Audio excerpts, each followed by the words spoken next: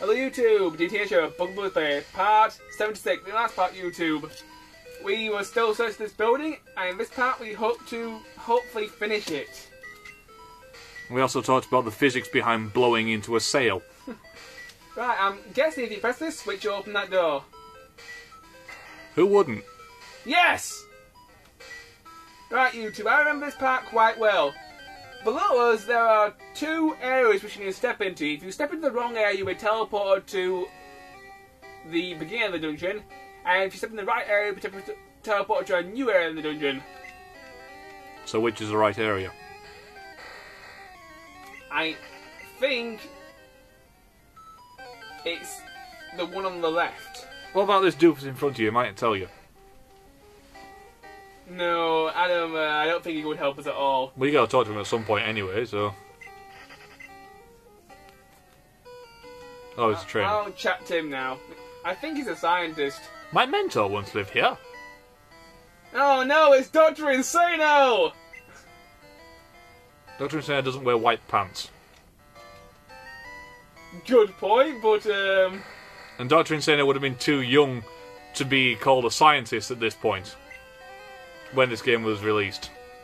Maybe, unless he was a child prodigy. I know, you have to ask Spoonie about that. Was Dr. Insano a child prodigy? What's a prodigy?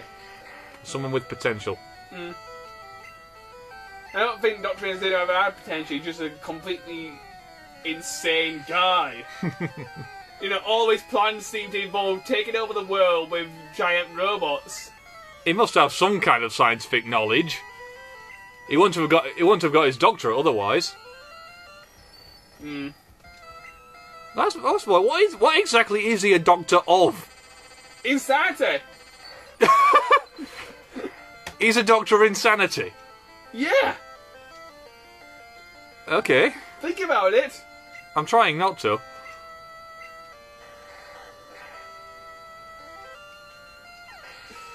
It's dead. Well, considering I just threw a rocket and then picked up the thing and threw it against the wall, it's sort of... yeah. So, right. We've exhausted most of the topics so far. Anything else? Let's see, what have I been playing this week? I managed to play Resident Evil 3 a little bit. I basically did the whole game in like 2 days. I felt like playing Resident Evil 3 again, so I thought, why not? Fair enough. I still have a couple of those epilogues to collect, so I sometimes play it the odd time. So far I've got 6 of them. I got the Sherry Birkin one, although it didn't really explain that much. That one where she went to live with her auntie or something like that, didn't she? No, the one that I got was an army dude walks up to her and says, "Do you have any parents?" And she just stood there silently. Oh. I don't know. It's been a while since I've seen any of the epilogues. I'm pretty sure Sherry Birkin goes back to live with her auntie at some point.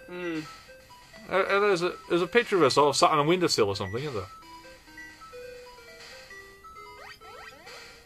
I think yes, this is it. Yeah, I think you've gone the right way. You gotta step on that panel. If you don't step on that panel, you get sent to the wrong place. You get sent back to the beginning. Yeah. Fair enough.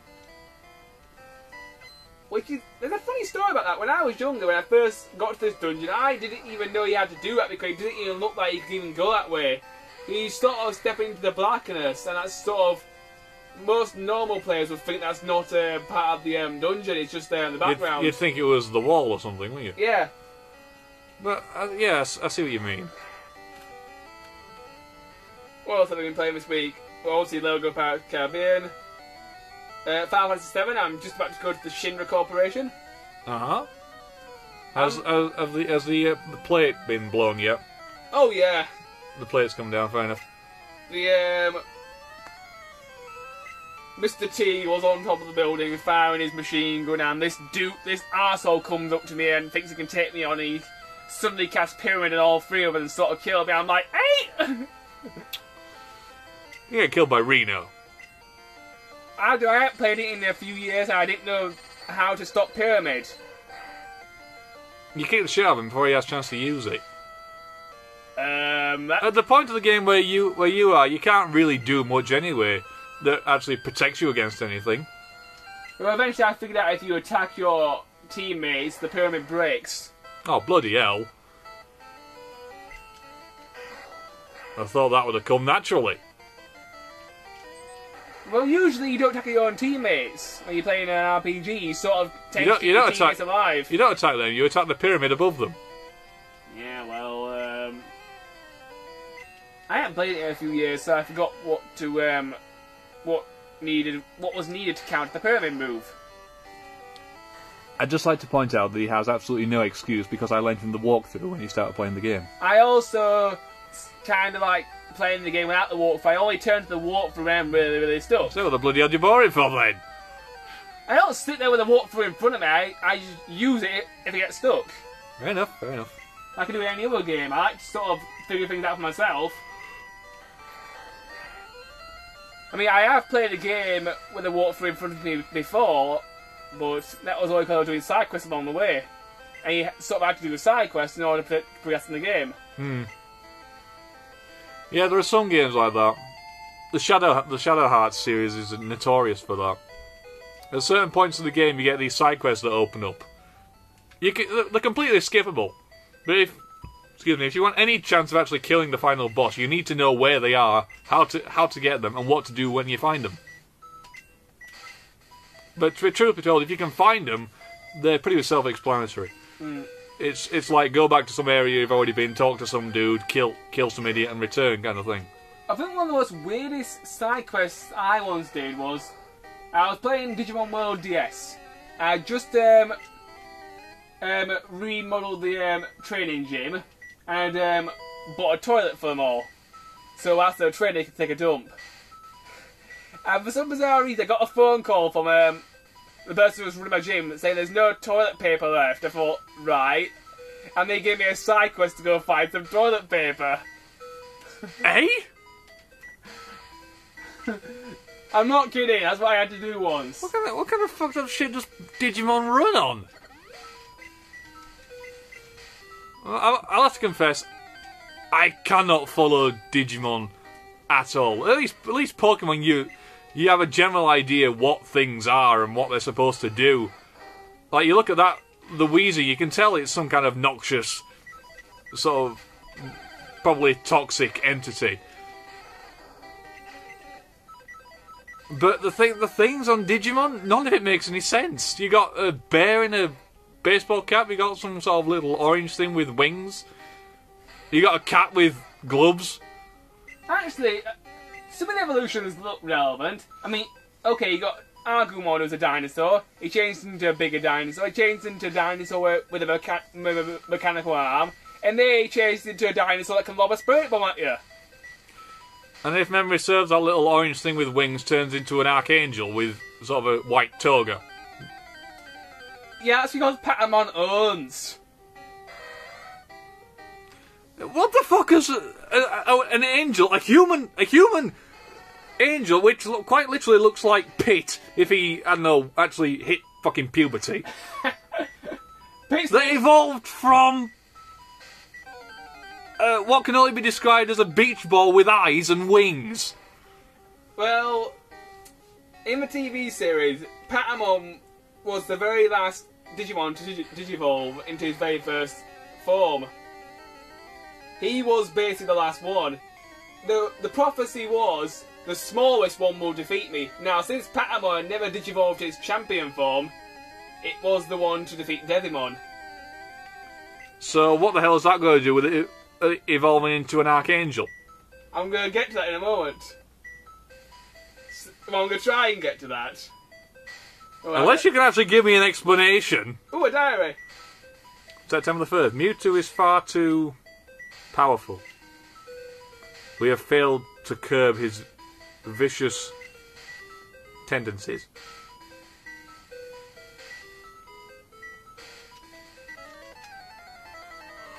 Oh dear. Actually, I'm not so sure if I can explain why Patamon evolves into an angel. But going back to Pokemon, because quite literally Digimon is a blatant rip-off of Pokemon, You can look at the evolution. For example, if you look at a Gallade, and then you look at a Ralts, you can sort of tell that they're related in some way. A Raichu and a Pikachu look more or less the same. You can tell that they're sort of from the same sort of family line. Although I have to confess, how Dratini and evolves into a large orange dinosaur is yeah. It's a little blue worm that transforms into a bigger blue worm, which transforms into a bipedal sort of Barney's retarded cousin painted orange kind of shit, and that makes absolutely no frigging sense to me. But you can, the first two you can sort of understand, and I will quite literally accept that the orange thing, whatever the fuck it's called, is completely different to anything else, and has got absolutely nothing to do with the two before it. It's a dragon type at least, though. Fair enough. So's Bahamut. Yeah, but that's the Final Fantasy universe, Adam. This is the Pokemon universe. Yeah, I'd also like to point out to all you Final Fantasy fanboys who think Bahamut is all powerful and shit. Well, fair enough, he is powerful. But he's named after a god in Aztec legend. And he shouldn't be a dragon. Yeah, according to your knowledge, he should be a giant fish. Bear with me a second. But first, I don't mind him being a dragon. I have nothing against him being a dragon. It's just that he's named after the Aztec god of the ocean. There are many gods of the ocean. I mean, look at the guy with the trident. Triton. Yeah. Neptune. Poseidon. Which one? The guy with the trident. Yeah, I think all of them carry a trident. TM14, Blizzard. Very good TM, although the accuracy kind of sucks. Really? Yeah, the accuracy on Blizzard is about the same as Thunder. 4-star. There's also a Solar Beam TM in here, which I will be teaching to Botan, which is probably the best grass move this generation, as far as power is concerned. Or you do have to charge it up. Oh, let's take God of the Seas. Also, in Arabic mythology, Bahamut is described as resembling a hippopotamus or an elephant. Only in Final Fantasy is he ever referred to as a dragon. Yeah, well, in Final Fantasy VII, they sort of go a little bit crazy with Bahamut. He has like 3 different forms. Yeah, Bahamut is supposed to be sort of the lord of all summon creatures, eidolons, GFs, what the friggin' you call them. Depending on which game, they all get referred to as different things. Espers, eidolons. Yeah, we get it. He's supposed to be about 15 feet tall, sort of a greyish purple, and dragon-like. In Final Fantasy VII, he's got the greyish purple dragon thing, and he also transforms into this god awful red thing, which I cannot make sense of for the life in me. It seems to be just a mass of horns, a couple of wings, and strangely curved things. And then he's got this gigantic, sleek, 6-winged serpentine thing that floats around the planet. Well, fair enough. And then if anything sort of pisses him off, he sort of just nukes the entire planet. Yeah, his final form, he just quite literally just nukes the planet. And since the maximum damage you can do in that game is 9,999, you can quite easily achieve that by having the best weapon and just hitting things. So you're trying to tell... Bahamut's more spectacular. Yeah, you're trying to tell me that